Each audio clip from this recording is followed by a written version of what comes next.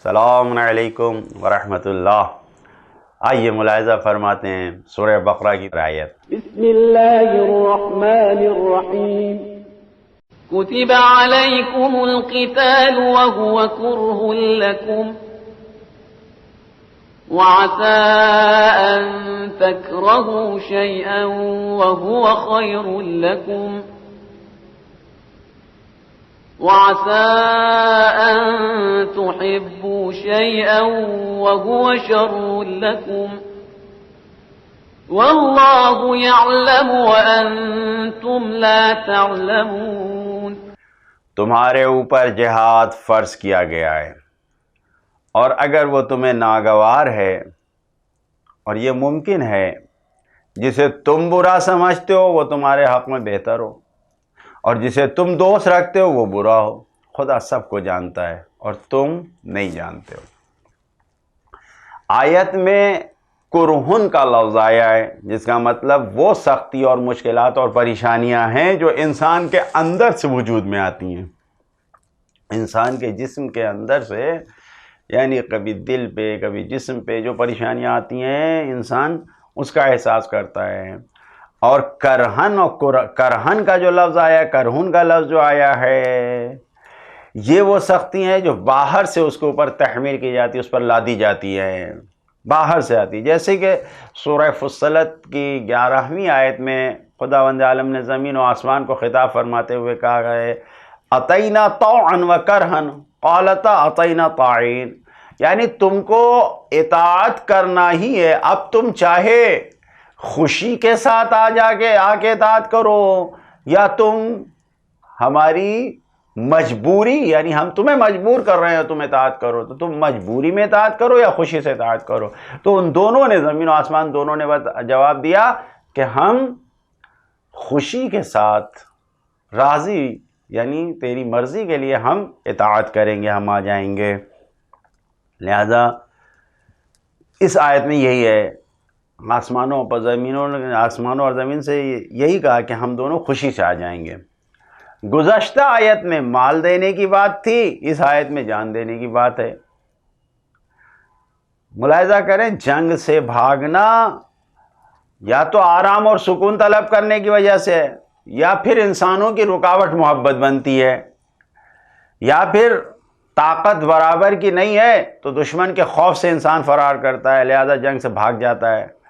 قرآن مجید نے یہی کہا ہے کہ تم کو جہاد کے قدر و قیمت کا اندازہ نہیں ہے، تم اس کے فائدے اور نتیجے سے ناواقف ہو، تم ظاہری مال اور دنیاوی نقصانات پر توجہ کر رہے ہو، جبکہ اللہ تعالیٰ اس کے آج کے فائدے اور کل کے مستقبل کے فائدے کیا ہیں سب کے بارے میں خداوند عالم جانتا ہے، سب کے بارے میں خداوند عالم باخبر ہے، ہر اعتبار سے، ہر اندازے سے خدا جانتا ہے، اور وہ بہرحال بہتر عمل ہمارے لیے سوچنے والا ہے۔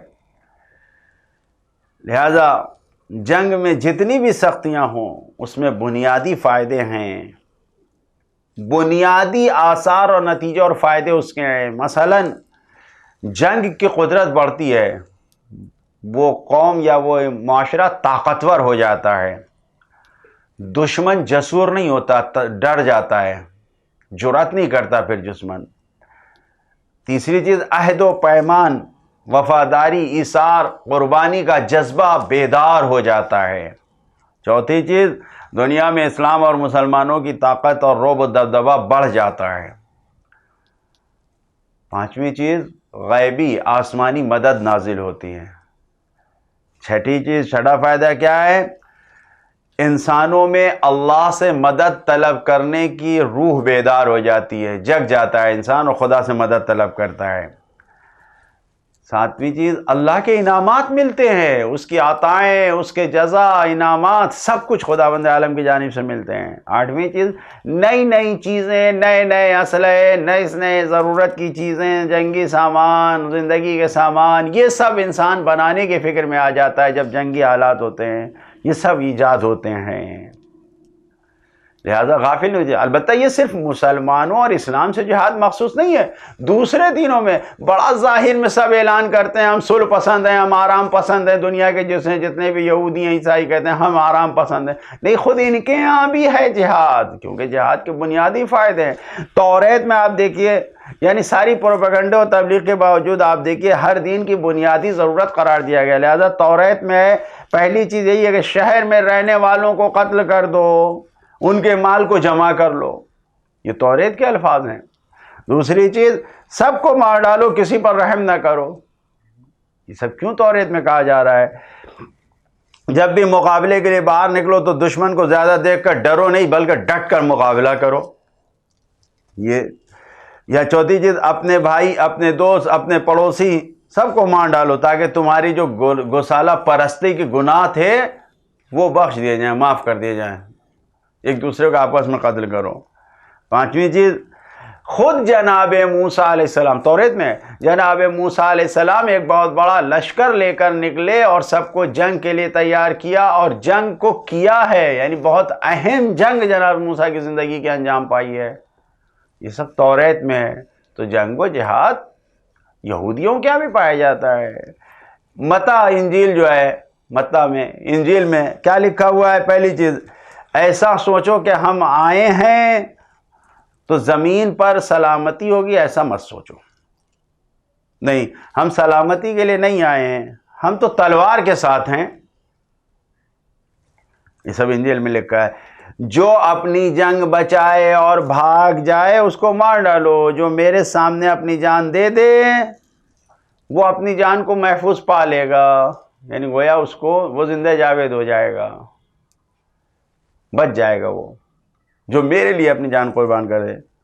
لوقا انجیل میں ہے، ایسے دشمن جو ہماری حکومت کو نہیں چاہتے اور جو سب یہاں موجود ہیں سب کو میرے سامنے قتل کر ڈالو.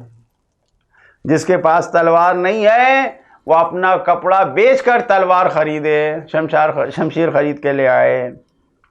لہٰذا قرآن مجید میں بھی گزشتہ امتوں اور ان قوموں کے جنگ و جہاد کے بارے میں اعلان کیا ہے، باقاعدہ آیت بیان ہے. سورہ آل عمران کی 147ویں آیت میں ہے، سورہ مائدہ کی 24ویں آیت میں ہے، سورہ بقرہ کی 246 نمبر آیت میں یہ سب باتیں بیان ہوئی ہیں کہ گزشتہ قوموں میں، دینوں میں بھی جنگ و جہاد تھا.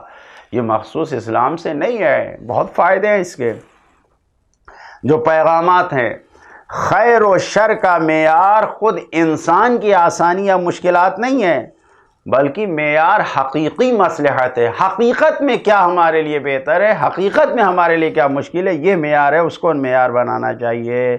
لہذا فیصلے میں پہل نہیں کرنا چاہیے کہ جس کو ہم سمجھ رہے ہیں کہ یہ بہتر ہے، نہیں ہو سکتا ہے کہ وہ صحیح نہ ہو. دوسرا پیغام، خود کی چاہتیں اور خواہشیں یا ناپسندیدگی جو چیز بھی ہے یہ خود کی، یہ واقعاً خیر و شر کا پتہ نہیں دیتی ہیں. ہم جو پسند کریں، ہم جو چاہیں، واقعاً جو بنانے والا ہے اللہ کے نزدیک بھی وہی خیر ہو وہی شر ہو، یہ بالکل ایسا صحیح نہیں ہے. ہو سکتا ہے کہ ہم جسے خیر سمجھیں وہ برا ہو، ہم جسے شر سمجھیں وہ اچھا ہو، یہ ہو سکتا ہے. لہذا انسان کو غافل نہیں ہونا چاہیے. تیسرا پیغام، جنگ ہو یا جہاد ہو، اگر دین کے لیے، اللہ کی راہ کے لیے ہے تو یہ سب خیر ہے، یہ نیک کام ہے، یہ بھلائی ہے، بلکہ یہ خود خیر ہے. جنگ و جہاد ہی خیر ہے اگر اللہ کی راہ میں ہے. چوتھا پیغام، اللہ کے حکم کے سامنے تسلیم رہیں. کیوں؟ اس لیے کہ جو حکم اللہ دے رہا ہے وہ اپنے لامحدود علم کی بنیاد پر دے رہا ہے، اور جب لامحدود علم کی بنیاد پر وہ ہمیں اپنے علم سے نواز رہا ہے تو ہمیں غافل نہیں ہونا چاہیے، ہمیں اس سے بالکل دوری نہیں اختیار کرنا چاہیے. کیوں؟ اس لیے کہ ہمیں احکام کا فلسفہ نہیں معلوم، ہمیں حکمت نہیں معلوم، ہمیں کیا معلوم؟ ہمیں تو سراپا تسلیم اور مطیع و فرما بردار ہو کے حکم خدا کے مطابق عمل کرنا چاہیے. عملی زندگی کو کامیاب بنانے کے لیے اللہ کے حکم کے مطابق قدم بڑھائیں، ورنہ اپنی خواہش اور اپنی چاہت سے کامیابی نہیں مل سکتی. خدایا اپنی مرضی کے مطابق ہمیں زندگی میں قدم بڑھانے کی توفیق عطا فرما. والسلام علیکم ورحمۃ اللہ وبرکاتہ.